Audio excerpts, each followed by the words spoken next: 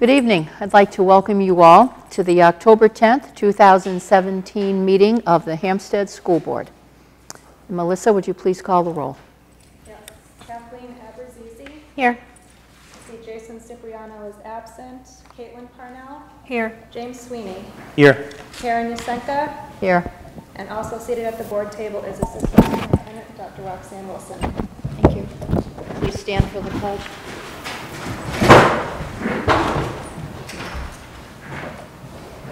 Allegiance to the flag of the United States of America and to the republic for which it stands, one nation, under God, indivisible, with liberty and justice for all.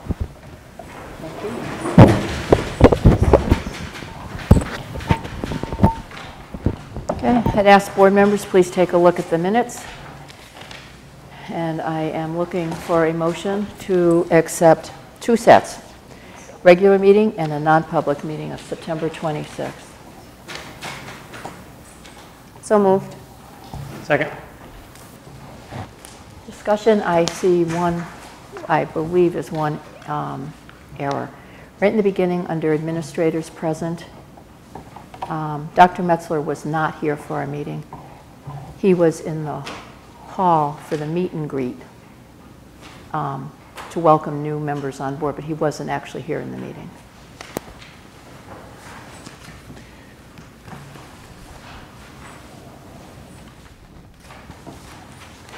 Any other discussion? So I'll change my motion to accept the revisions, approve the minutes, and As corrected. yes, thank you. Okay. Second. All in favor?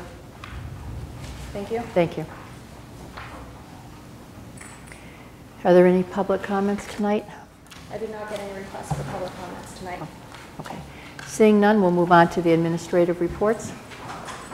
Mr. Collins?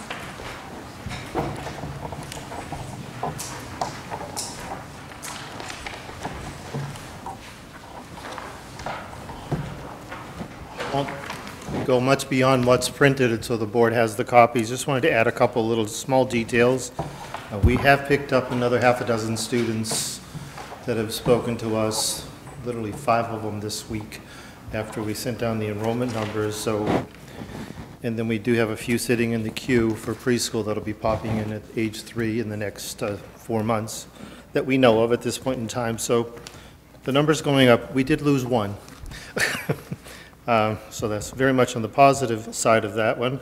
You see the nice news about the New Hampshire Partners in Education. Our assessments are off and running. Read with the Hero was great. I would like to give you a name. We have a name for the crossing guard. Her name is Paula Maroon. What was it? Paula Maroon, M-A-R-O-U-N. She is actually was cleared that last hurdle with the whole hiring process, and she will be joining us tomorrow morning.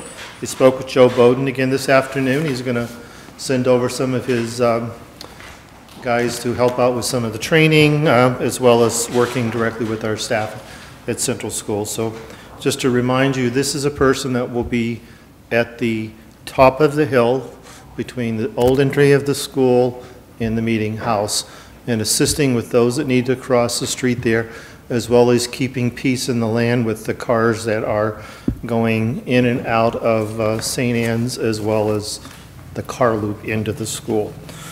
The last thing I just wanted to do is throw out 2 compliments. October the 6th was, I know the students were off and about doing wonderful things with families, which is great, but Central School was hopping. There was an awful lot of great things happening. Our staff did some really cool things. Some of our teachers that have a high-end training with some things such as Brain Pop offered training for the staff. We had lots of web work. You're going to see a whole bunch of new web postings popping out because we expanded our base of web, and a few other things happened throughout the day, which is the intention of the growth of that day.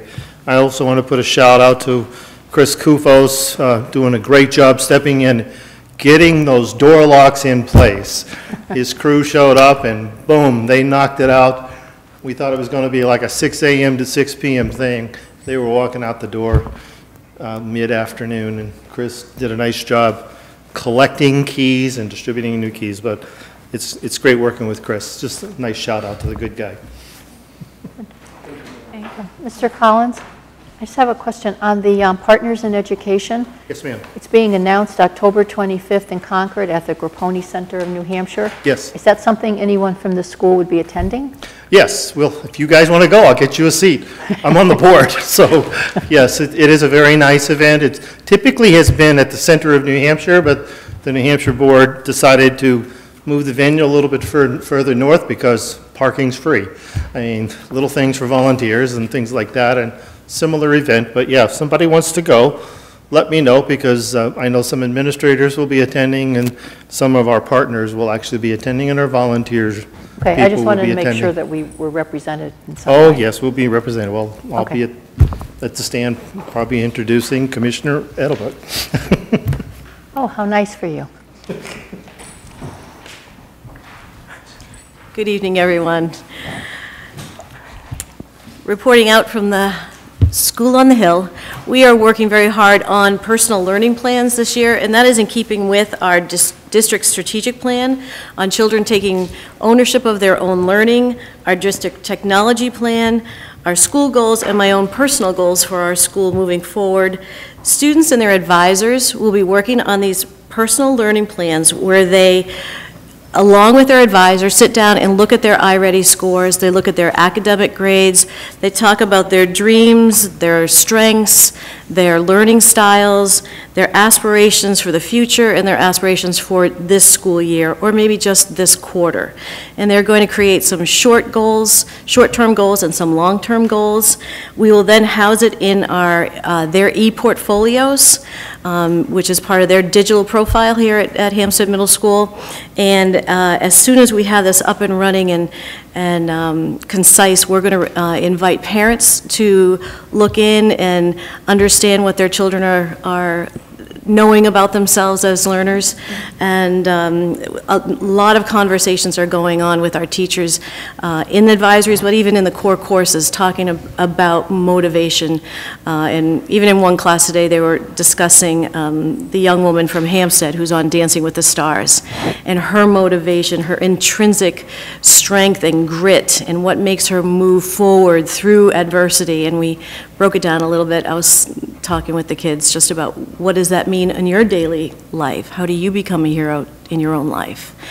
So those are the conversations we're having around their achievement, and not just being spoon-fed, but being partners with their teachers to move forward. So that's new for us, and I'm confident I'll have some good information to share with you in the months to come.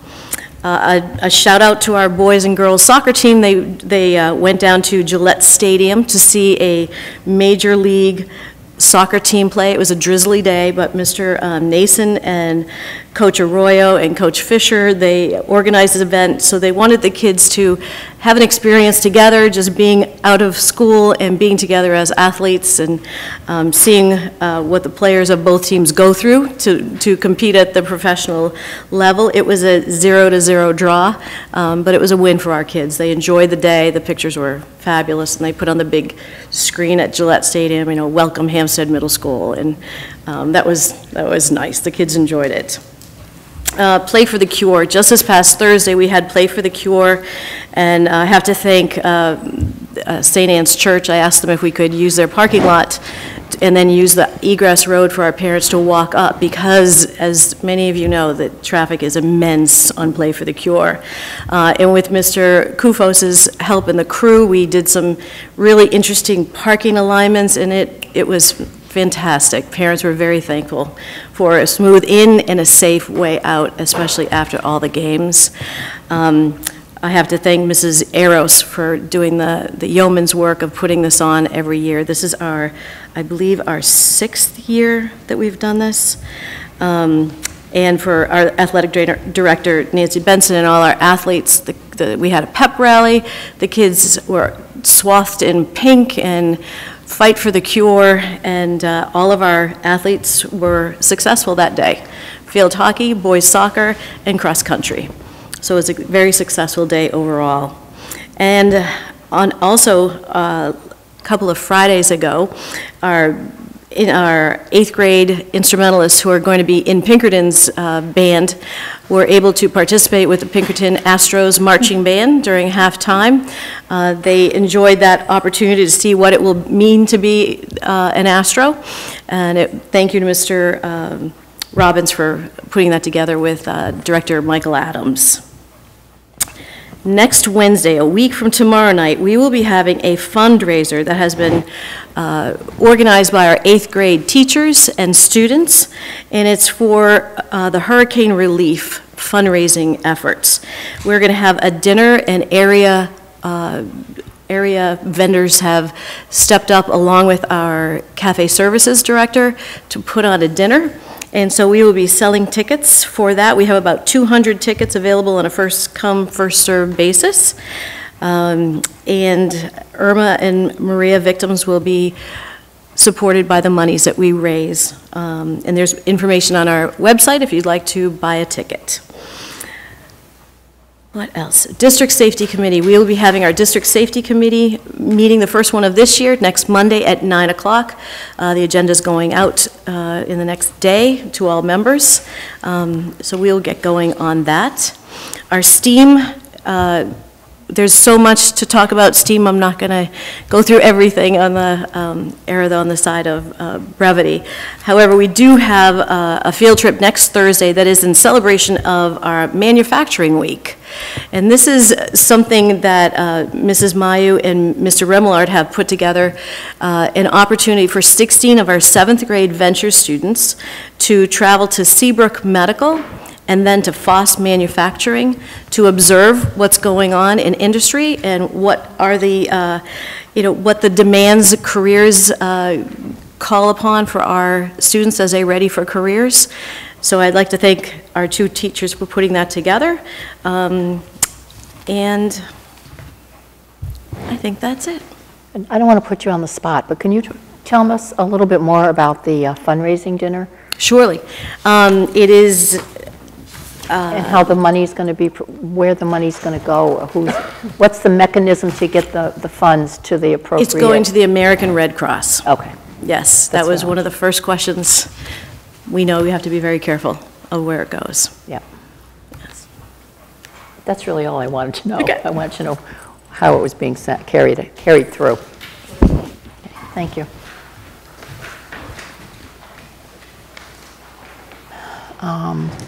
If you have any, the directors are here, if you have any questions about the other directors' reports, they don't typically get up and present anymore, but if you have more information or more questions, they're here. Hear anything from Chris? Jim?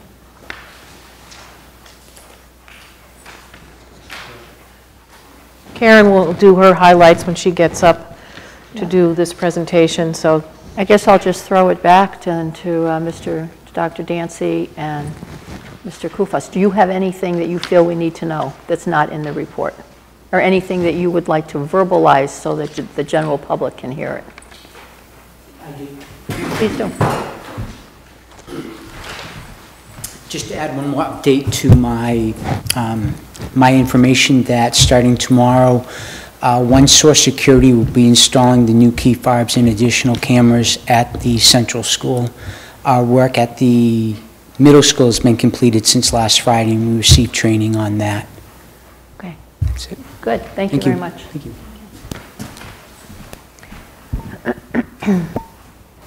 Okay. Mrs. Bucco?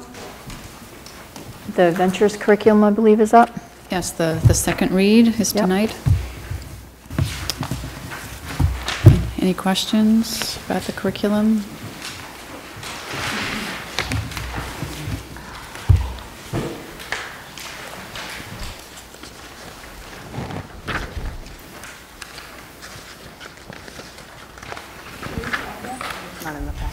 It's not in the packet. This is the curriculum that we went over last week with Mrs. Mayu and Mrs. Weiscarver. Correct.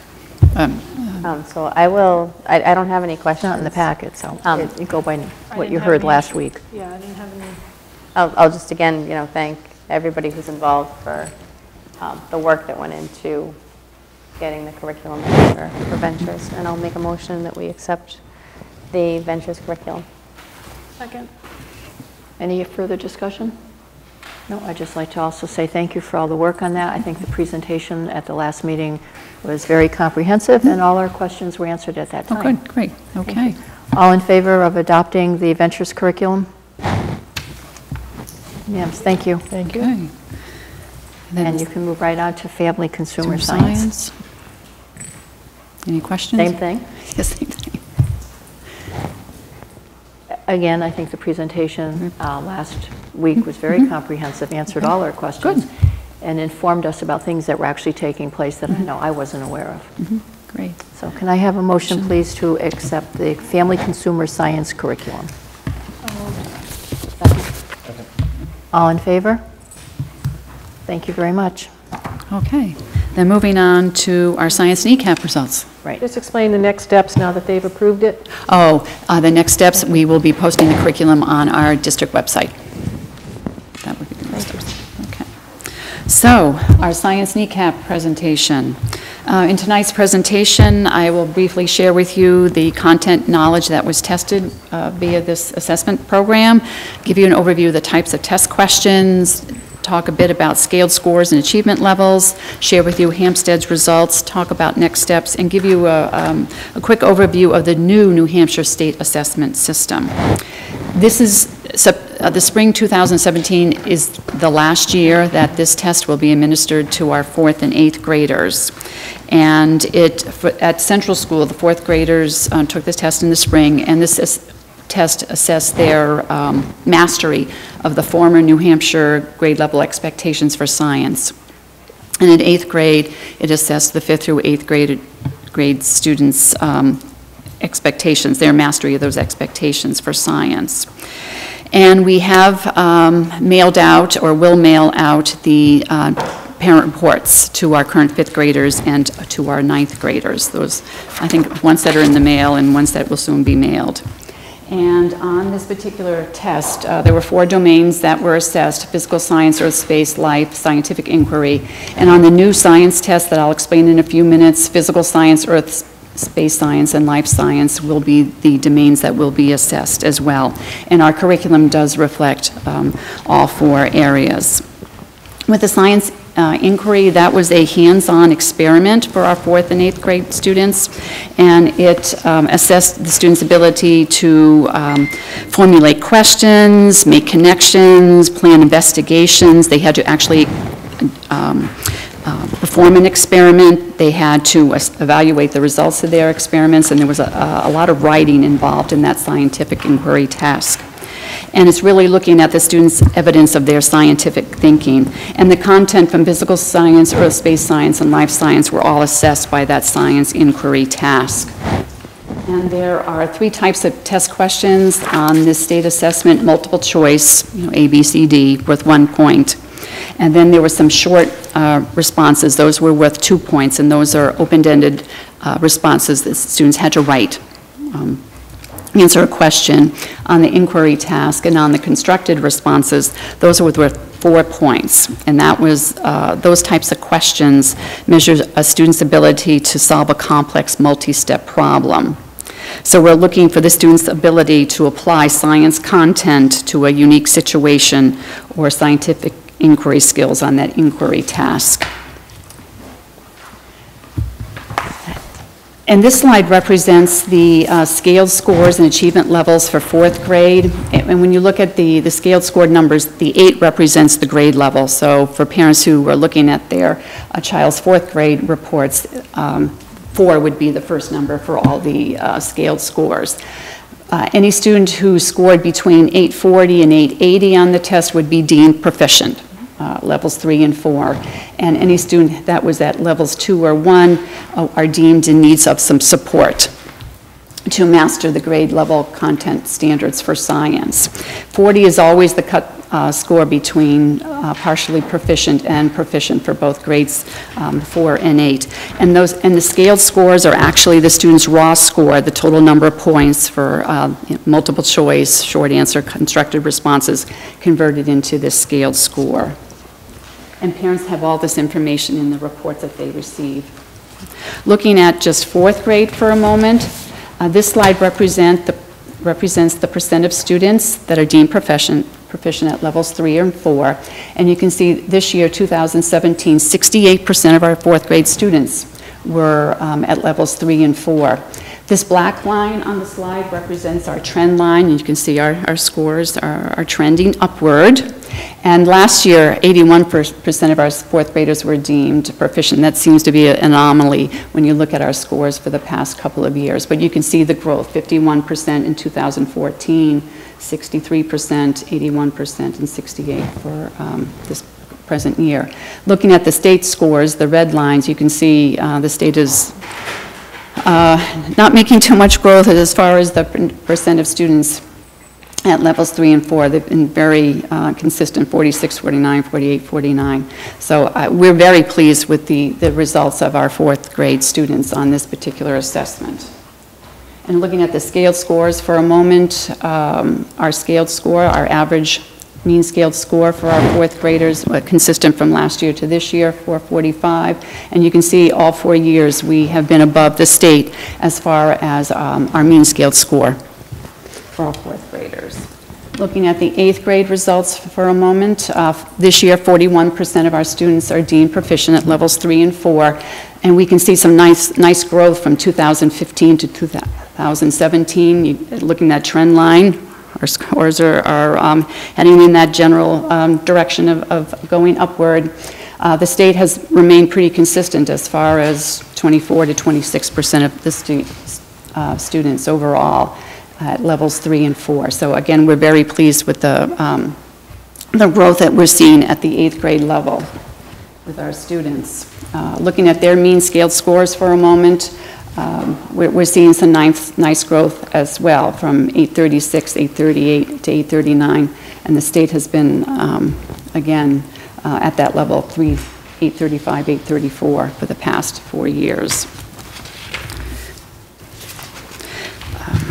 So as I mentioned, we are very pleased with the results that we're seeing at the 4th and 8th grade level, and we feel that there are several factors that have contributed to these positive scores. One being that we did offer a graduate course in district last year. We had 14 staff between both buildings take a January through May. It was a graduate course offered through UNH. The instructor came to Hsdsb, and the course concentrated on the new next generation science standards and best practices in the teaching of science. We also had last year 16 staff members from both buildings attend year-long training at Hsdsb on STEAM training, and it talked about STEAM integration, STEAM standards, lesson design, assessment. We also had a science teacher from middle school last year attend a science writing for content and comprehension training, and she came back and then shared her knowledge with all of our middle school science teachers. And last year we also had 2 of our middle school teachers, Heather Mayu and Kim Downey, do training in the area of STEAM. They offered several sessions for teachers, and they're going to continue that training this year. And as you know, we had our STEAM district goal. Last year, we had a middle school STEAM committee, and last year, all of our 3rd through 8th graders participated in at least one grade-level STEAM activity that integrated multiple disciplines into real-world, rigorous, and relevant learning experiences. We also have our science teachers at middle school using the school-wide writing rubric that we have at middle school. So now we have consistent expectations for writing for all grade levels and in all content area. 4th grade in particular incorporated more inquiry tasks into their science classes, and last year we did have our 2nd annual Family STEAM Night, and I think that's going to continue this year as well. So at both buildings, our science teachers will be analyzing the NECAP results. We're going to continue with our STEAM goal for grades 3 through 8. All of our science teachers are trying to incorporate more open-ended responses, more inquiry tasks. We're going to continue using our school-wide writing rubric in science. And at both buildings this year, we are researching and piloting new science programs that are aligned with the new New Hampshire College and Career Ready standards, which reflect the next generation science standards. So that is taking place this year, and you're going to see it through the budget development process. There will be a proposal for a new science program at both buildings for next year. And just to give you an overview of what's happening across the state for not only a science assessment, but for the English language arts and writing and math tests. We're going to have new tests come this spring. The American Institute for Research, otherwise known as AIR, is the current vendor for Smarter Valence and will be the new vendor for all 3 tests. So teachers and students are going to be very familiar with the interface of the testing. Nothing will look different as far as the testing for our students. So there'll be very little professional development that we'll have to do for teachers and very little preparation we'll have to do for our students. With the new state assessment system for English language arts and writing and math, we'll be able to still compare our former SBAC scores, Smarter Balance scores, with our new scores. So we can continue looking at that longitudinal data. And we'll all be happy to hear that the testing times for all 3 tests have been reduced. And that teachers were very pleased to hear that. By how much? Several hours of testing will be reduced in all 3 areas. And something new for the science test: 4th grade will no longer be taking the science test. It will now be grades 5 and 8. And grade 8's familiar with taking the science test.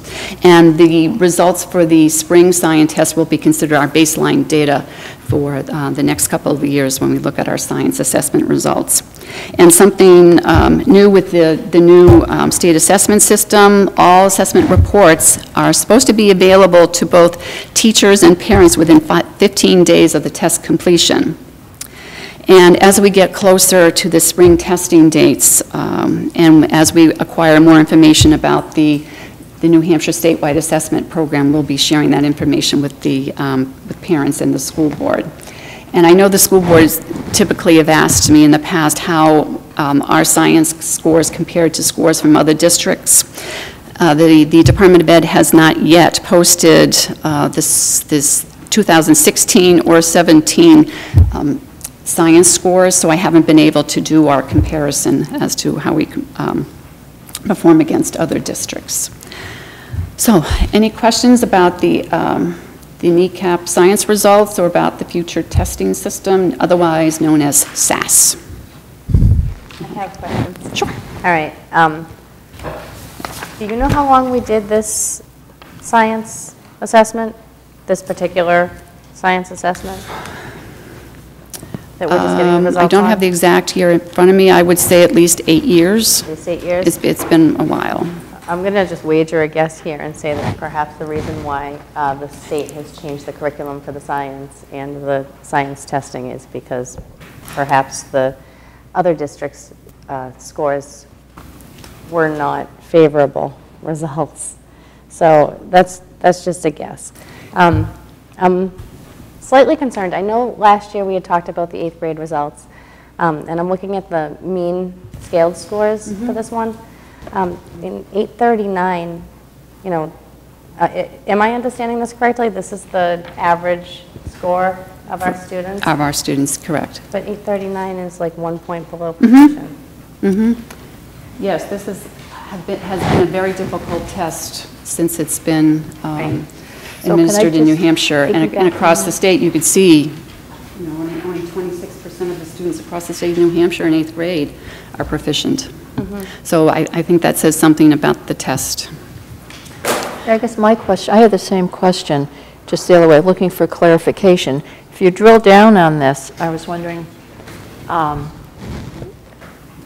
if we have students that are actually below proficiency, what are we doing about that in the classroom? I mean, is this test given so that you can earmark what kids they are? Yes, yes. What kids specifically, and who their teacher is specifically? And do we just take these tests and put them up on a chart, or do we go back and try to help these kids become proficient in the subject area? We track, when we do our analysis, we look at all the domains, where are our strengths and weaknesses over the past number of years. Our kids do very, very well with these 3 domains. Where our weakness lies is the scientific inquiry, the hands-on, the experiment where they have to pull a lot of knowledge together, and the writing. They have to think like a scientist. And that's why we're trying to do a lot more writing, inquiry type tasks in our science program, because that is our weak area. When you're saying that they're doing the writing, are they physically using a pen or are they typing? In this particular kneecap science test, Right. they write. Now, there have been some years where there hasn't been a hands-on science experiment. It was reading, doing a lot of reading about an experiment, and processing and writing, and not a hands-on component. Now, with the new science test, it's going to be all computer-based. Okay, all right. So, I mean, I don't want to miss out on the point either. The scores, the percentage of proficient has increased from last year. So there were some things that must have been evaluated and reassessed and adjusted. But also, we're looking at 8th grade scores, but these are last year's 8th graders. They're currently at Pinkerton now. So Right. do we somehow get the information over to Pinkerton and let them know? We, actually, tomorrow is our fall, start of our fall curriculum meetings at Pinkerton. Actually, math and science meetings are tomorrow, so our math and science, some of our math, the 8th grade teachers go over and meet with other representatives from the sending districts in Pinkerton. And yes, we do discuss our kneecap results. Okay, good. That's good to know. Are there any other questions? Do you have any idea why the 2016 4th grade was at 81%? I'm just wondering if like there was any... There's a lot of scientists in that grade. I know those kids. There's a lot of scientists. Each group of students is so different. They have their unique characteristics, and that particular group, I think, just loves science and did very, very well. And we'll see how they do with the new test, that particular group. Right. I think also, just to summarize, when this test first came out, it was really about checking your curriculum to make sure that you were offering what you needed to offer. And it really wasn't about student achievement. It was really around, are you offering the things, and we know that the 4 areas that we have to instruct. And we did find that a lot of times the test didn't answer or ask the questions that our kids had an opportunity to learn. So you never know what you're going to get for questions, and some of the strands we may not even have introduced because it's a statewide assessment, making some judgments about your curriculum. So I think that what we see here is we have been reflective every year to make sure that we are teaching the things that are in the standards so that every kid has more opportunities. And I think the teachers, in fact, in my observations today going around to the classrooms, I saw 3 of the classrooms doing scientific method at the elementary school, starting very early. And it was kind of exciting to see because I could see, each of the kids talking about what does observation mean? What does data collection mean? They were starting very early, and so it was really nice to see, and I'm glad to see that there's been that trend. It's not always the case, but we need to thank the teachers for taking it seriously, because we don't always have the time devoted to science and social studies like we do English language arts and math. So thank the team. Yes, thank them. Thank you, Doris. I have one last question. All right, so you had said on next steps, for the final step, was researching, piloting silence programs aligned with the New Hampshire College and Career. So next generation science, right? Yes, is that what it's next called? generation science standards. All right, so we had was it last year that we just approved a new science curriculum? Yes. So this is not a curriculum change. This is just like that bottom right-hand section there, like what materials we're Yes. using? Okay, all right. A tool to teach our curriculum, yes. And actually, we had a presentation last Friday on a particular program, which the teachers absolutely love. Oh, good. So they're very excited about piloting this particular program. Well, while Doris is up, do you want to give a brief recap on where we are with the homework committee? Doris is chairing that. So, Sure, do you please mind? do. Yep. So our first meeting is next Wednesday. Kathleen is the school board representative to that committee. We have our two administrators, one from each building. We have a middle school teacher, a central school teacher, a central school parent, a middle school parent. We have a special education representative, our Francine Flynn. We have a Pinkerton teacher serving on the committee as well, and then me. So through a series of 4 to 5 meetings between now and December, we'll be looking at current research on the effectiveness, the benefits, the drawbacks of homework. We'll be looking at our current policies and practices, both at Hampstead Central School, Hampstead Middle School, and what are the expectations at Pinkerton Academy. We'll be identifying any problems, brainstorm ideas for improvements, and then make recommendations to the superintendent and to the school board. So the parents that we called we're thrilled that they were asked to serve on this committee and feel that they could bring a lot to the committee. Okay, good, thank you. Okay. I would also like to add, if you have certain research that you've already done, if you want to share it with Doris so that, you know, we can put it in a folder that everybody have access to. I think, Karen, you had some. Yeah. That if you'd like to share, I Be think it glad would to. be a great Yes, please share. place to start. Thank you. Mrs. Gallagher. Good evening, everyone. So I'm here this evening to give a presentation on special education and how it relates to the budget. All right, I just have to get myself organized here to change the slide. Before I actually start with this slide talking about IDEA, I just want to give a very brief timeline to let you know that the first special ed law was passed in 1975, and that was called the Education for All Handicapped Children Act. So then I bring us to the current day where we're talking about IDEA, which stands for Individuals with Disabilities Education Act. And that was originally enacted in 1990, and it mandates that all students between the ages of 3 and 21 receive a free and appropriate public education, that's known as FAPE. I'll just kind of mention that as I go along. And then another component of IDEA is that students are placed in the least restrictive environment. So what that means is that they're with typical peers when it's appropriate to meet their needs, versus being separated from their peers. And so that's known as the LRE. And when I talk about Hampstead students, that means the LRE for them, the starting place would be Hampstead Central School, Hampstead Middle School, and Pinkerton Academy, because those are our home school programs. If our students' needs cannot be met in those particular environments, then we look at more restrictive environments that might meet their needs. And then I'm just going to give you some highlights to IDEA. Certainly there's a whole lot more, but some of the federal and state requirements that we need to follow include evaluating children. So between the ages of 3 and 21, we're charged with identifying students that may have an educational disability, and we have qualified examiners that will conduct the assessments in order to determine if a child, in fact, does meet criteria for an educational disability.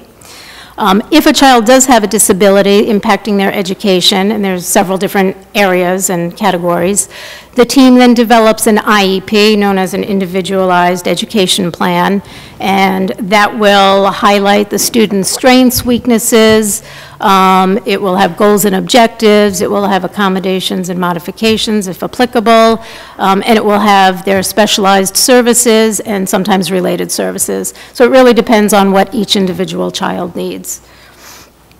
And I gave some examples, it could be specialized instruction in a content area, could be occupational therapy, speech therapy, physical therapy, counseling, could be paraeducator support. It might include transition services, typically starting at age 16 or older, and sometimes it includes special transportation. So it really depends, again, on each individual child. And then I just want to point out that for students with educational disabilities, they're entitled to an IEP until they earn a regular high school diploma or they reach the age of 21, whichever comes first. Okay. Any questions on that particular slide? Okay, the next slide talks about funding sources. And the first one I'd like to speak about is the IDEA preschool grant. Those are federal funds that we receive each year, so I put the current amount that we received for this fiscal year.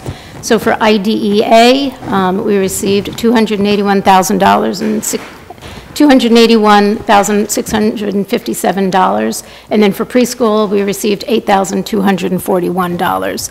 And I'm going to just let you know that the majority of those funds are typically used to fund some staff, not many, and some paraeducators, again, not many, but a small amount.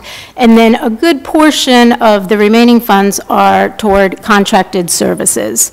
So where we need some specialized programming or people who specialize in certain areas, it might entail vision or hearing. It could also be behavioral services. There's a whole plethora of different services, but a lot of the funds go toward that to meet the needs of the students. The next item is Medicaid to Schools program, and that is a program that provides the district with 50% reimbursement of health-related services that are provided to students. So when I say health-related services, that's OT, PT, speech, those types of services. And we only get the reimbursement if the child is enrolled in Medicaid and we have parents' written consent to access their information so that we can get those reimbursements. And parents know that it does not have any impact on what their child might receive if they have a Medicaid number. So that's pretty much the Medicaid to Schools program, and an average amount is around $99,000. Depends each year on the students that we have and if they have Medicaid or not. So that fluctuates. The third one on this slide is catastrophic aid, and I'm going to highlight that the title was just recently changed in June of 2017. The term has been replaced with special education aid, and it's just an editorial change. It doesn't have any effect on the underlying substance of what we know as CAT aid. So I'm going to talk about two things on the bottom of the slide here, and then I'm going to show you a chart that I think will help illustrate it, because it can be a little bit confusing. So we receive prorated reimbursement of prior year expenses that exceed 3.5 times or 10 times the state average expenditure per pupil. And that's a very small group of students. These are students that have extraordinary special ed expenses. So the state tries to provide financial assistance to the districts. For FY16 reimbursement, we had a proration of 75.2%, and so the reimbursement that we received was $170,413. And I'll point out that it says FY16 because that's when we receive it, but it's always for services provided the prior year, services and tuition. Okay, so I'm going to go to the next slide. So this states on the top state catastrophic aid reimbursement. FY 2016 is the year that I just chose as an example. And on one side, on the left, I have the maximum potential that we could receive as reimbursement. And on the right-hand side is the actual prorated reimbursement that we received in that particular year. And I'm going to start with the middle section of this chart where it says cap. And the cap is 3.5 times the estimated cost per pupil tuition. And this is a figure that comes from the Department of Education. So for the 14-15 school year, they determined that $14,855.59 was the estimated cost per pupil tuition. So with that figure, we then go to the first line, 0 to 3.5 times, and if you follow along under the cap, the $51,994.56, that's the cap where districts pay up to that amount. As soon as you go over the cap, then districts have responsibility. So, and we're responsible for 100% of that amount up to the 3.5 times. But once we exceed the 3.5 times, we're supposed to be getting 80% reimbursement from the state, But because the reimbursement figures from all the districts typically exceeds the Cat 8 allotment, they have to prorate the amount that they can provide to us.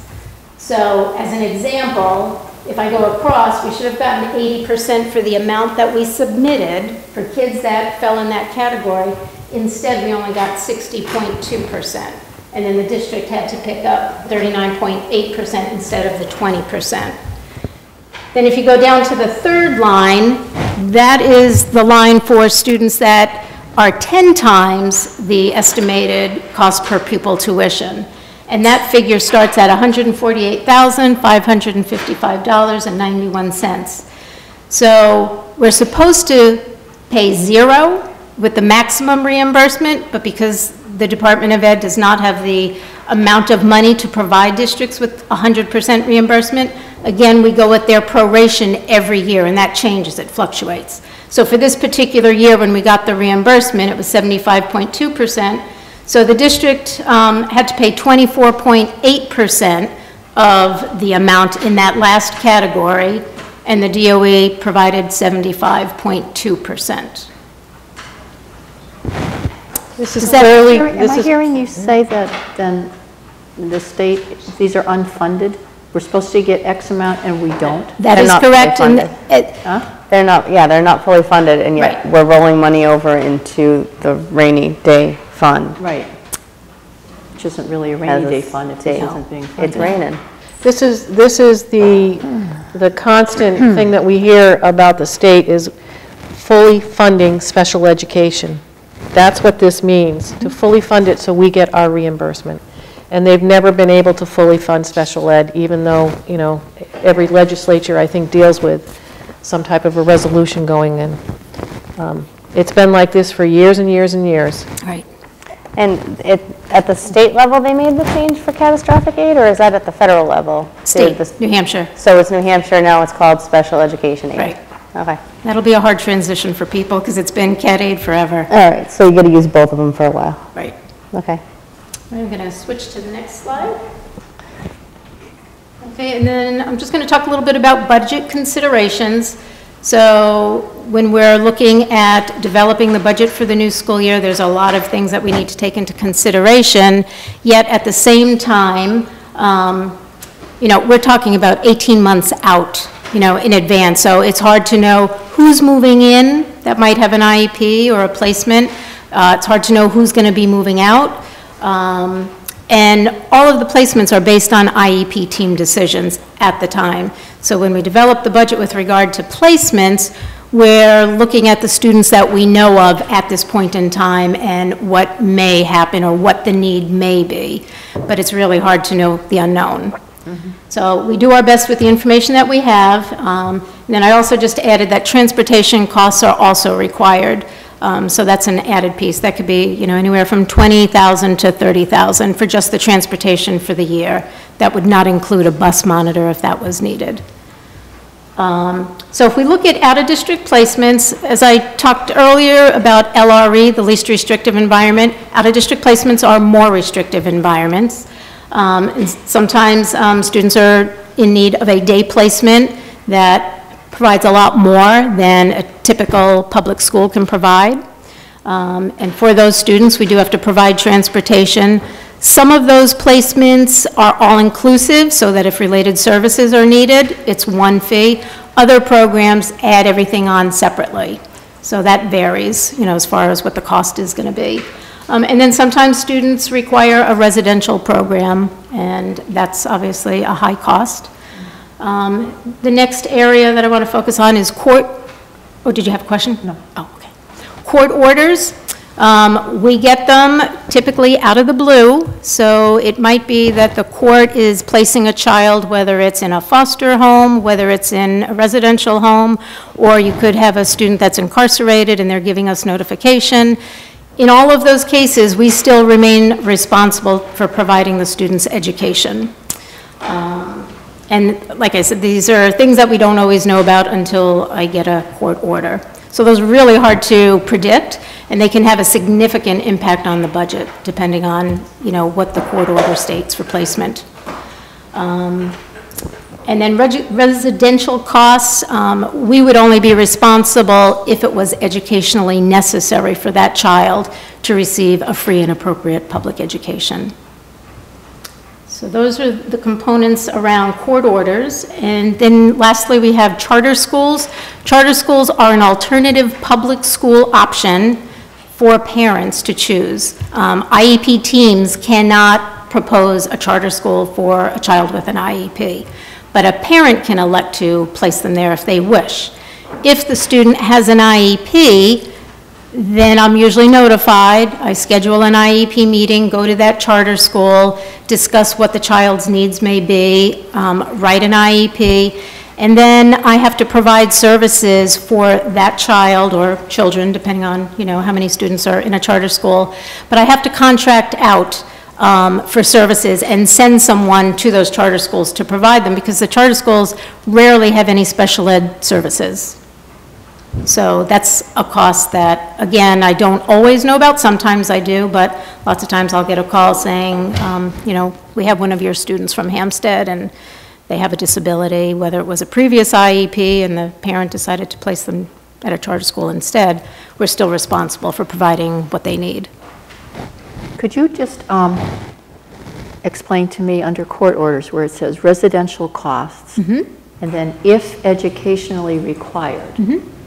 What would it be if it, explain to me what it would be if it was not educationally required? If it wasn't educationally required, the court takes charge of that placement residentially and pays the cost, and the district is responsible just for the educational program. Okay. But, you know, at times it could be that it is what that child needs, and then that would change circumstances. Sure. Okay. Thank you. And then the last thing I want to mention is that I revised the Hsdsb School District Special Education Policies and Procedures Manual because it needed to be updated to align with the new rules. So there's a copy at the SAU, a copy at HCS in the main office, a copy at, did I say HCS? HCS and HMS. And then an electronic copy can also be viewed if you go to our district website and go to the special ed department. I have a link under resources so that anyone who's interested can go through it. It's kind of a condensed version of the New Hampshire rules, certainly not everything, but a fair amount that's required. And that's required by the DOE too for our grants to be approved. Any board members have any questions, comments? All right, so if I remember correctly, I have heard that if we receive a student with extensive needs, then we are entitled to catastrophic aid. I was under the impression that it was something like we would fill out an application for and receive help immediately. Was it always this? It's always been a formula, right. And it has to be extraordinary expenses, so it has to go beyond that 3.5 times. Okay, and so if for some reason we do receive a student that we don't have the adequate budget for, I believe it's not capital reserves, it's the other fund that we put money into. We have a capital reserve fund, but then we also have another fund that the name is escaping me, that we can withdraw from that. I think we need Department of Education approval for. That's if you retain surplus. That's our retention. That's almost the like an retention emergency, and there's Right. only so many reasons you can use that. But one of them is Yeah. for This. This, okay, Unexpected expenses in special education. okay. That's the 200,000 that would put us in. Okay. Okay, that's it. Okay, thank you very much. You're welcome. Thank you, Karen. You know, having a little bit of background in this myself, I know how complicated and how complex it can get. So I thank you for your management, because often you're right on it when students come in, they enter, you get the IEP process going, and that manual takes a little bit of time to also update. And you were on it more than many other districts around here. So I thank you for your leadership in that. Thanks.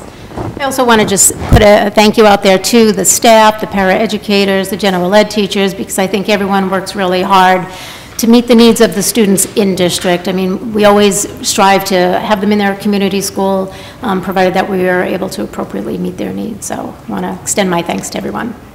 Thank you. Thank you. Next up, as you recall, at our last meeting, Kathleen brought to light the fact that perhaps we should try to submit some legislation that around electioneering and freedom of speech. That would be presented at the 2018 New Hampshire School Board Association Delegate Assembly in January. The deadline for submission is November 3rd. I know that Kathleen's been working on this and has been sending us emails. Tonight we have, I think, what we can call a final draft. We need to look at it, comments, discuss it for a bit, and then move it to our legal counsel for review before it is actually submitted to the Assembly. So Kathleen, want to lead us in this, please? Okay, so there's two parts to this law. The first one is RSA 659:44, and it's entitled Electioneering at the Polling Place. The biggest issue with this is that that is the title of the law, but there is no content in the law that states it only relates to the polling place. So the proposal for a resolution adds in the language at the polling place, and since the penalty is pretty serious for electioneering, any person who violates this provision shall be guilty of a misdemeanor. And also because the definition of election officer isn't clear, but that would take about 3 other changes to 3 other laws in order to get that clarified. So I thought a more simple approach to this would be to insert, for the purpose of this section, election officer shall mean anyone who is actively participating in the carrying out of election procedures at the polling place. That, clarifies who an election officer is in accordance to this law. The other edit, actually, no, that is it. Those are the only 2 changes for this law that I would recommend. And I think that would resolve some of the issues with electioneering at the polling place. Make sure that it defines it as being at the polling place. Any questions on that one? No, I think that's pretty clear. That's needed clarification for a while, because depending on who you speak to, some people see the polling place as just out in front of where we vote, at middle school, and others are interpreting it as a much larger space for whatever reason. So I think that would be very helpful if our legislators could clarify that for us. Kathleen? Yes. Do they define an election officer? Okay, so an election officer, and I might have the draft. Election officer is defined in, gosh, what was it, 439 something or other? And yes, and even that definition is unclear, where it says any moderator, town clerk, selectman, deputy county, it just goes through the whole slew of it, and it makes no reference at all to schools or school districts. However, some may say that that's an incomplete definition, because there's another RSA on the books that says that any time that it says that the town or board or what have you, not legislative body, but governing body, then it also applies to the school and school district, even if that's not stated. So I think this adds some needed clarification, as in it's the people who are responsible for carrying out a clean election remain clean from electioneering. I think that's what the intent of the law was, and without submitting 18 different requests for proposals, I think that is captured there. Now, the other part of this law is 659:44A. This law was just recently changed January 1st, 2017, and I believe Hampstead's Regina Birdsell was on the committee, but I don't think they quite got it right. So what you have in front of you is the law as it stood prior to January 1st, and the law as it currently stands, which pretty much they didn't change anything, they just inserted Roman numerals. So some issues with this law, and this is another one where it's like you can keep digging and you can keep making recommended proposals. The public employee definition, it brings you to an RSA of definitions. The way that the information has been given to us, I don't necessarily agree with how they're defining public employee or how they're interpreting public employee based on some letters that have gone out from the Attorney General's office in New Hampshire lately. I really believe that they're misinterpreting this law and its intent. What I also found was interesting was this law didn't appear on the books prior to 2003, so this is a relatively new law. Anyhow, instead of getting into the weeds on the definitions of who's a public employee according to this particular section, I decided to put that aside, and on the very last, well, not the very last page, on the second page here, let's see. The proposal is to change the definition of electioneer. So instead of reading for the purpose of this section, this is section Roman numeral 3, for the purpose of this section, electioneer means to act in any way specifically designed to influence the vote of a voter on any office or question. Just remove or question. That way, we don't have to worry about teachers being afraid to speak their mind in regards to a question in a local election. Or we don't have to worry about police officers being afraid to speak to a question on a warrant. The other part of this is I added Roman numeral V, and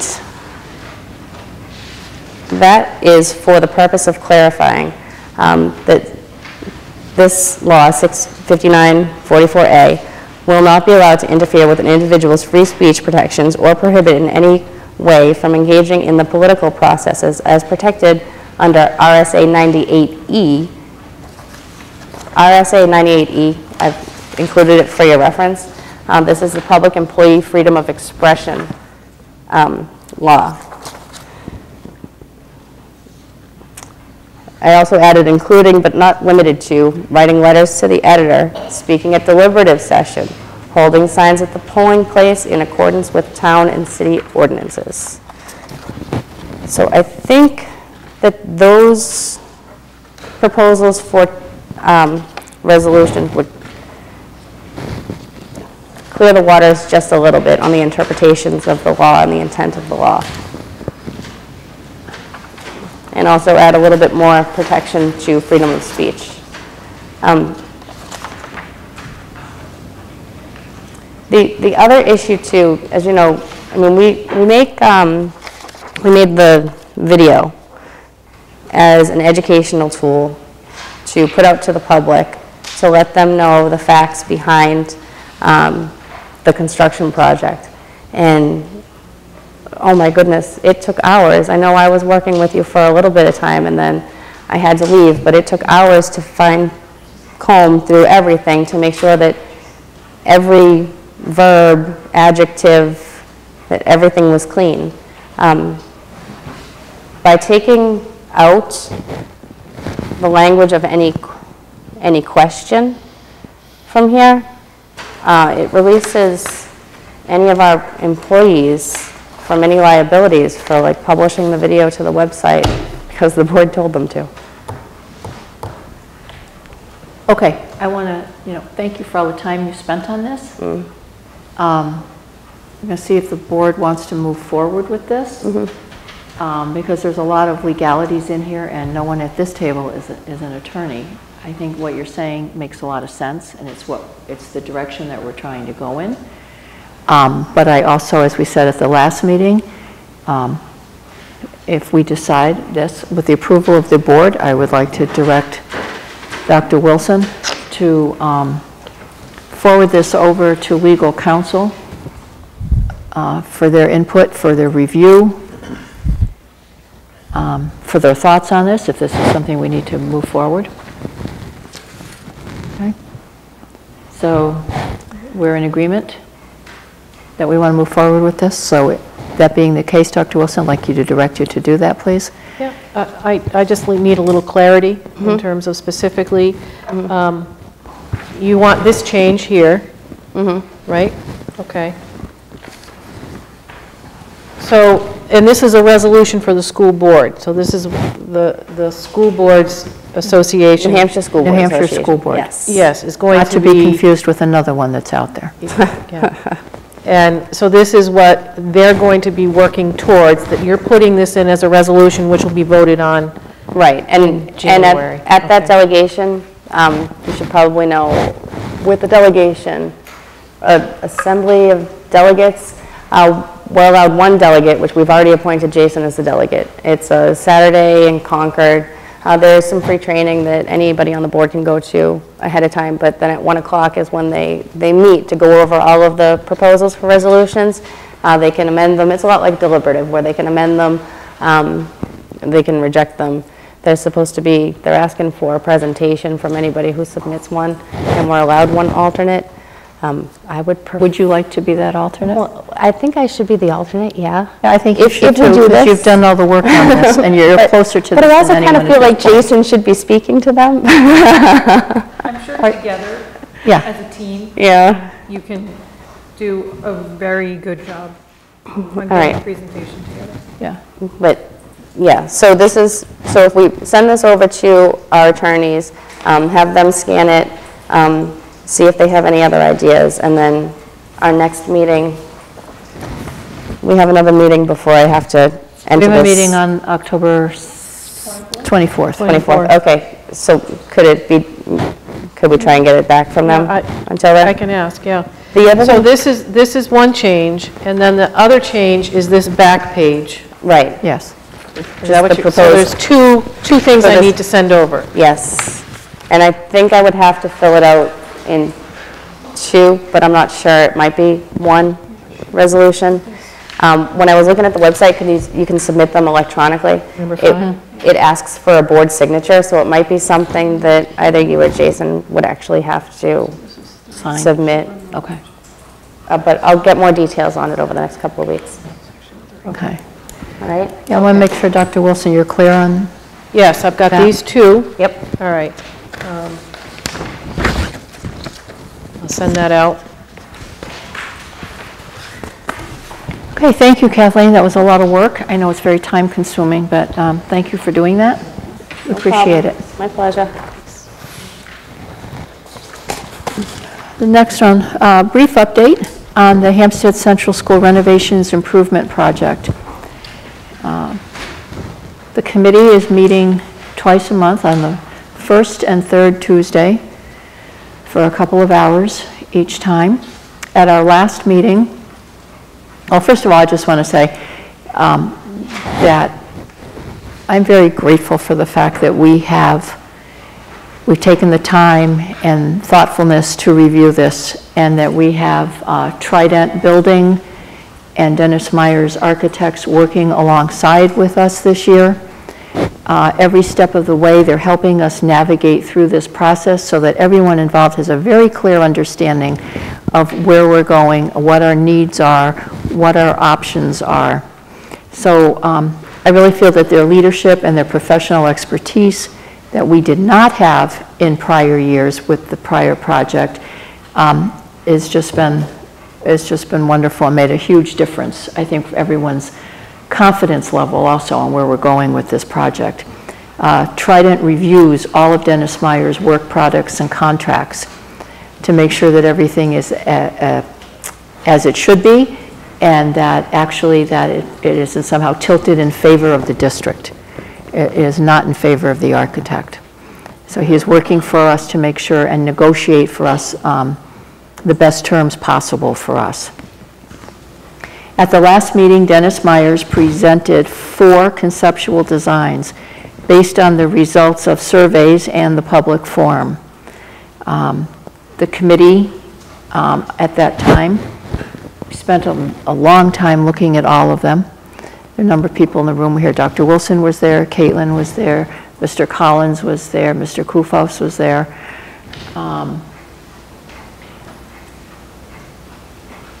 So we had the 4, and we were able to, because of different reasons, whether or not they met our needs, cost involved, we have narrowed it down to 2 right now. We will be meeting again. The architect's going to provide, I think, even a 3D model of both of them, so we'll have even a better understanding of the space involved. And we will then move on with that project from there. But it's been a very good process, a very thoughtful process. Even the square footage for every area, whether it be circulation or classroom space, it has a dollar amount attached to it. So it's very clear, and we're able to make our decisions based on both our needs and the cost involved, being mindful of the cost for the citizens in town. That said, while that was going on behind the scenes, RFPs went out to construction managers, several firms. The firms that were interested before they bid on it did walkthroughs and assessed the building, every aspect of the building, to see what needed to be done. And they will be providing those proposals to the committee. And there will be a committee of 5. Out of that, the total committee, there'll be a subcommittee of 5 people that actually go through there one by one, line by line, and decide and choose who the best construction manager would be based on what they can provide and on the cost.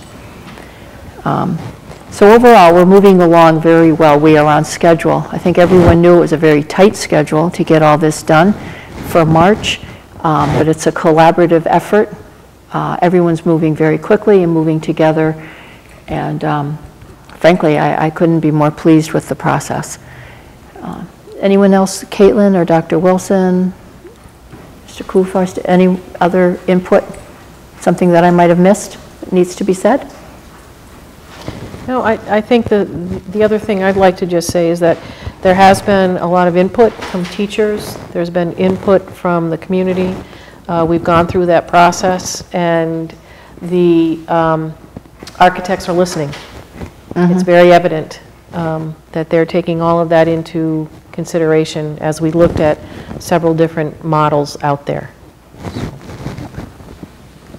Caitlin? I think just for the community in general to know that one of the key pieces of this, as we've been going through it, to keep in mind is how whatever project we end up putting forward, we want it to benefit the community as a whole, not just one group in the community, but something the community can be proud of and also utilize as much as possible. So I feel like that's important to let people know.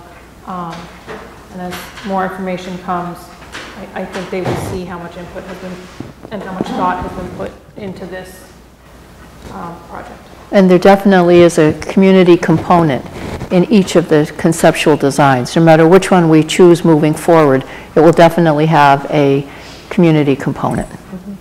Right. The other thing just to also mention, because we're dealing with it, when we brought the students back in from 4th grade into the building, we've had to kind of reposition and move other programs and classrooms, and we are very tight at the elementary school, and we will continue to be tight. And it does affect some of our programming, and we're working through some of those solutions for special ed right now. But, the need is still there, and as Mr. Collins points out, kids are still registering, so. Kids are still registering, numbers are going up, And also, I want to be very clear to anyone in the community who has any other thoughts. The children in the 4th grade classrooms that were brought in for safety reasons. They were not brought in for any other reason than safety. We would, some of us on this board in particular, most of us I think, would very much have liked to have brought everyone in, even the kids that are now in ventures and music. But we really didn't want to overwhelm the space. We didn't want to overwhelm the administrators or the staff and teachers. And that's the only reason there are still some children in the ventures and music program that are in trailers. If we could fit them all in, we would have. The problem is we can't. And something that's still of a paramount concern to this board is the safety of the kids. And we're doing everything we can to hopefully get a construction project in place that will meet with the voters of this town so we can bring all the kids inside and not be dealing in these constrained spaces as we are now. But I guess, I really want people in the community to understand that safety is very important for us as a board. We are responsible for the daily safety of these kids. And we have professional opinions that kids in the trailers are just not as safe. They cannot be safeguarded using the same measures the kids are in the core building. So I just want to be very clear about that. We brought in what we could without really overwhelming the space. So that's it. Hopefully everything's moving forward, and hopefully we will meet with success with this in March. Okay. Dr. Wilson, moving on to budget discussion, please.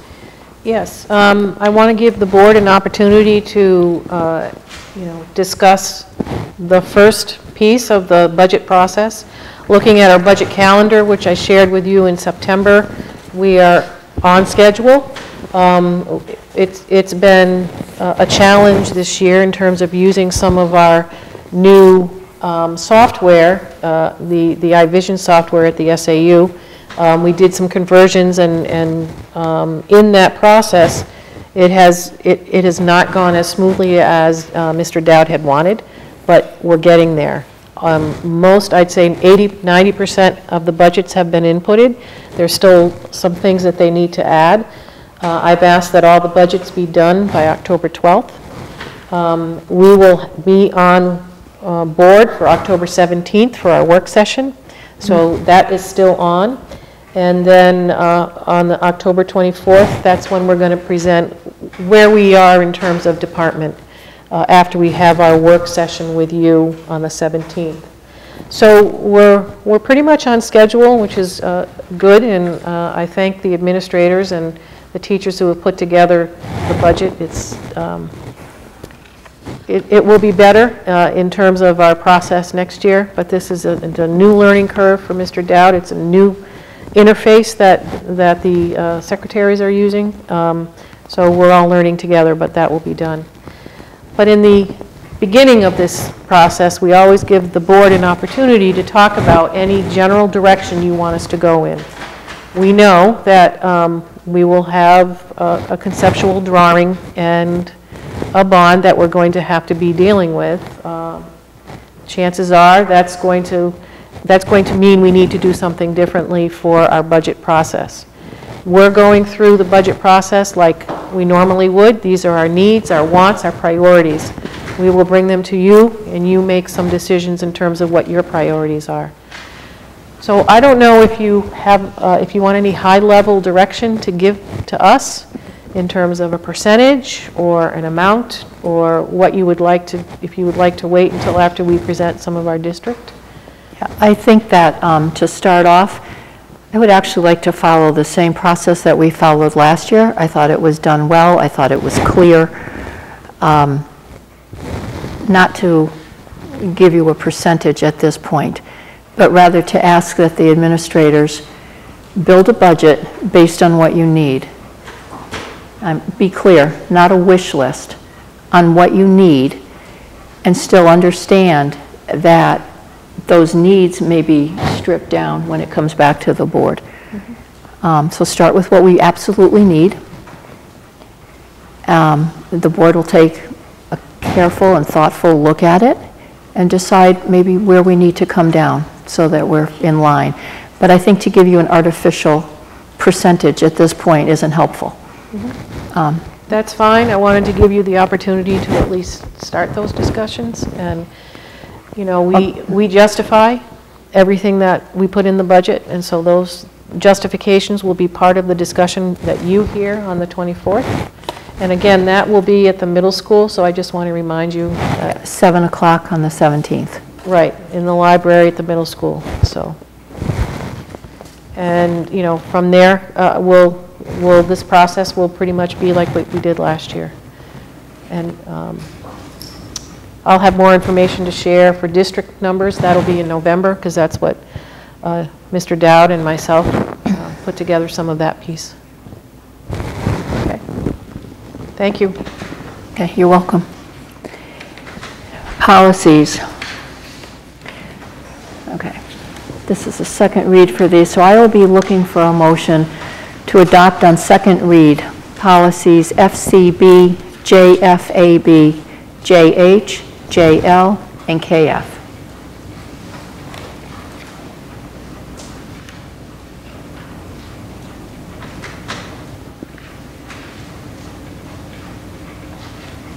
Make a motion to accept the second read for SEB, JFAB, JH, JL, and KF. Is there a second? Second. Any discussion? Okay, ready for a vote? All in favor? Great, thank you very much. Board comments and correspondence. Who would like to start? I'll start this time. Okay, go ahead, Caitlin. We already talked about, I attended a construction meeting. I think that's it. Okay. Sorry, I started. Kathleen, we know you've been busy with your RSAs. Yeah, I've been doing that, yeah. Well, I don't like this part of the meeting, I'm sorry. Unless I have something to say. I also attended the Play for the Cure, which is just, if anyone in town hasn't attended who wants to, it is an amazing display of community and the kids coming together and the parents and the administration and teachers. It is a sea of pink, and it is an amazing, really nice way to teach the kids, I think, about caring about their community and a cause. So go next year if you haven't gone. And I hear that Mrs. Denola actually had pink hair. I did see that. It was fabulous. And a pink beard. I missed the pink beard. Are there pictures? Yellow Day is 13th. And I have a yellow beard. Oh. Okay. Thank you. I spoke to Tom Gary last week, and he's working on setting up the first meeting of the teacher name committee, whatever that may be named, Okay, or recycling. I think Dr. Wilson will speak to that more during her report too, if she has more information on that. Have a little. One thing I would like to bring up, it's been in the news, it's been in the Union Leader, it's been in Reach Higher, New Hampshire Reaching Higher Education, about the fact that Governor Sununu, when all is said and done, the state is ending up with $19 million that can be used for construction projects. I think that's something that we should look into, to tap into, and see if any of that money's, if we qualify for any of that funding for our construction project. Dr. Wilson? Is that something? Yeah, I will talk to Tom, because I know that's right, Mr. Gary, that's right up his wheelhouse. Yep. Usually there's some type of a qualification process. There will be. But we can find out. There will be, and we have to apply for it, and then it will be announced.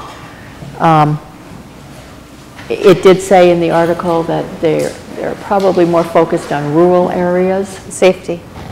But they're also safety and what's the other? Safety and fiber Fiber optic, oh yeah, the Optics.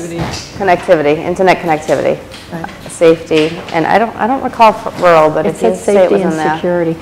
But anyway, I mean, that's something that we would definitely be looking at as we move forward. Safety issues, some technology.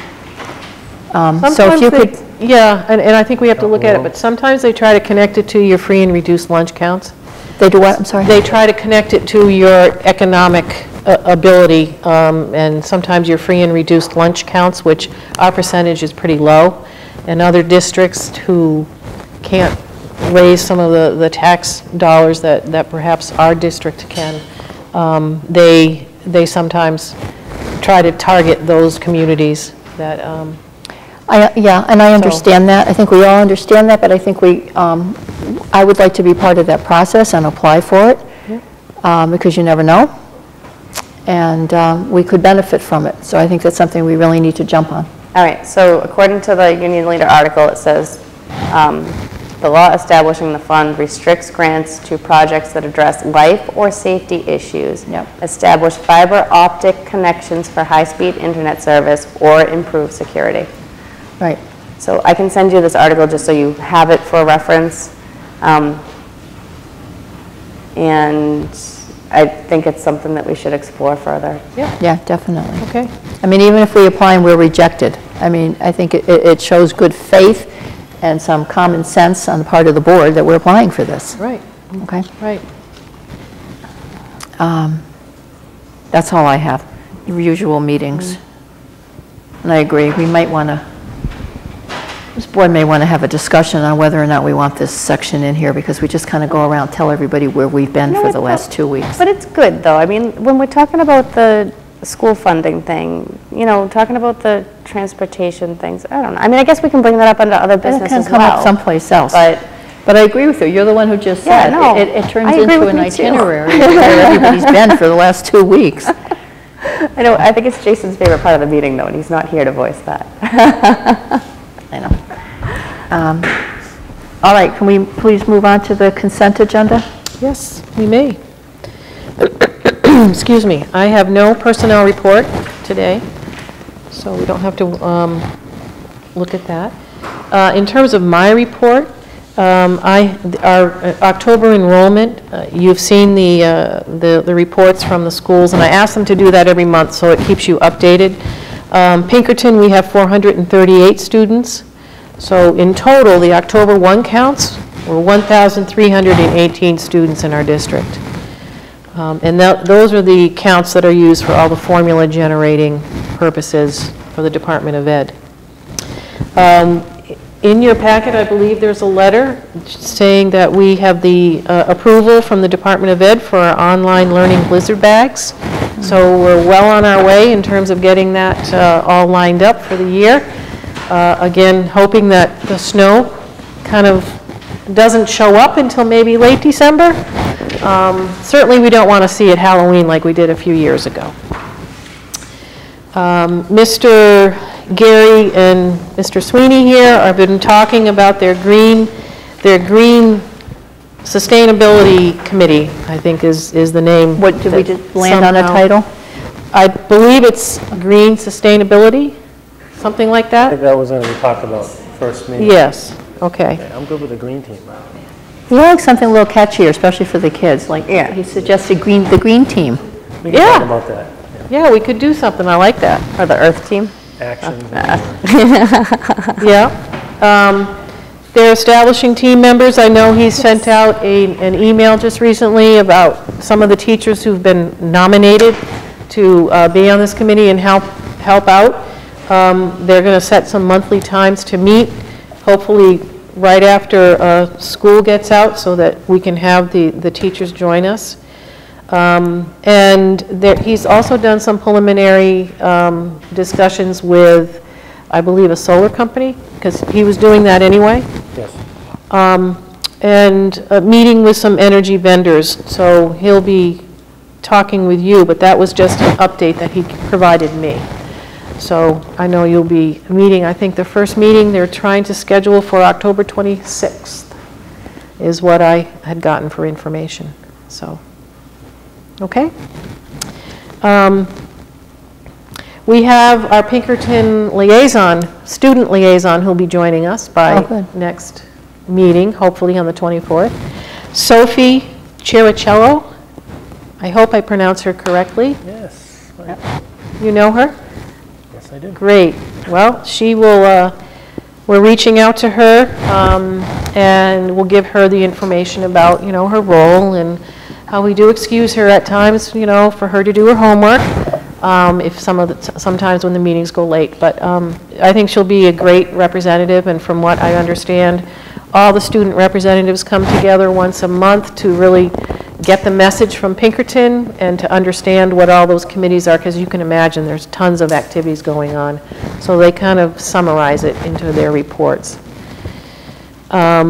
And the classroom behavior management follow-up, I had it on the agenda for the superintendent's leadership team, which we meet on Mondays, and we discussed the results because the administrators really hadn't seen it. I invited the administrators, the principals, to that meeting. We also discussed it at an H-team meeting where we had everyone there talking about, so what's our next step? We reviewed the survey data. The principals agreed to put it on their leadership agendas, which they meet monthly with a leadership team in both schools. So we've asked them to put the information and the results on what the conversations were and what we were able to find. So they're going to do that, the leadership teams. We've also asked that at PLC meetings, the grade level PLCs in the next month, because they meet at all different times, that the principals or the assistant principals meet and talk to each grade level or content level PLC around how they do behavior management and some of the things that we saw and some of those things that we want to share as the positive behavior strategies. We want to be clear that we don't want to see kids' names on the board. Some of those things that we did see, not often, but we did see some signs of that. We also want to be clear that we have school goals moving forward and classroom activities where they earn points. We don't want to see points taken away. We want them to be earned. So those are some things that we're going to be talking to them about, the positive rewards. Principals will inquire about the frequency of losing recess time, because some of that is happening, both schools. So they're going to find out how much that's being used, because it's not used all the time with every teacher. We're also going to emphasize the difference between positive, and I think I talked about this last week, or last month, positive reinforcement and punishment. We're going to provide teachers with an opportunity to share strategies, especially around some of their PLC time, because that's what adds your effectiveness if you get some strategies in your toolbox. And so we saw some examples of some really good things happening. We brainstormed with Karen Gallagher, and she is going to have a few of her personnel available to meet with PLCs or to meet with the grade level teams to talk about behavior strategies.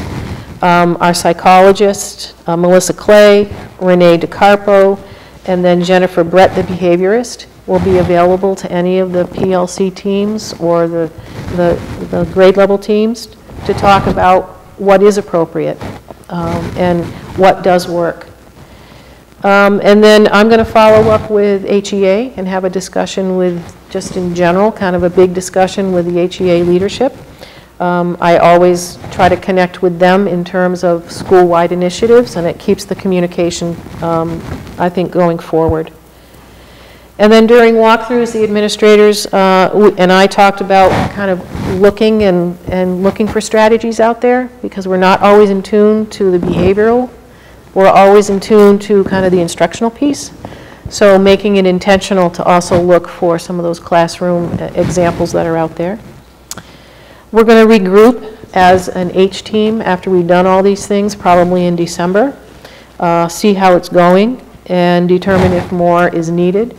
But right now, we also have Doris doing a little bit of research to find out if there is someone local that we can bring in for a PD, should we need to go in that direction. I actually know of someone Okay. that and You you have shared the name. Mhm. If you want to send that to me, that'd be great. Sure. Okay. So I think it was a good reflection in terms of what we do, and I was, very pleased in terms of seeing that, 90% of what we see is very positive. There are some things that we need to kind of correct, and I think with some time and some effort, that'll happen pretty easily. So that's my follow-up. I want to thank you for doing that, for taking the lead on that and bringing in so many different areas of education, the administrators, and working on it, and guidance counselors and everything. I think that's what it will take, and to definitely to help those teachers who, as you say, do perhaps need new or different tools in their toolbox. So I want to thank you for doing that. Yep, you're welcome. Motion to accept the consent agenda? Are you? Oh, yeah, we're not going Thank to you. forget that again. Finance folder? Looks like it's It's stopped next to right here. Karen. Okay. Stopped by me, sorry. Thank you. I just want to make sure we get it to come back. We need a second, sorry. All in favor of accepting the consent agenda? Thank you.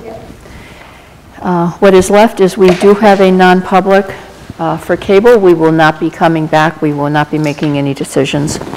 But we are going into non-public under RSA 91A:3, Roman numeral 2C, which is matters which, if discussed in public, would likely affect adversely the reputation of any person other than a member. Motion to go into non-public under aforementioned sections and subsections. Second. Mrs. Abbruzzese? Yes. Ms. Parnell? Yes. Mr. Sweeney? Yes. Mrs. DeSenza? Yes. Thank you.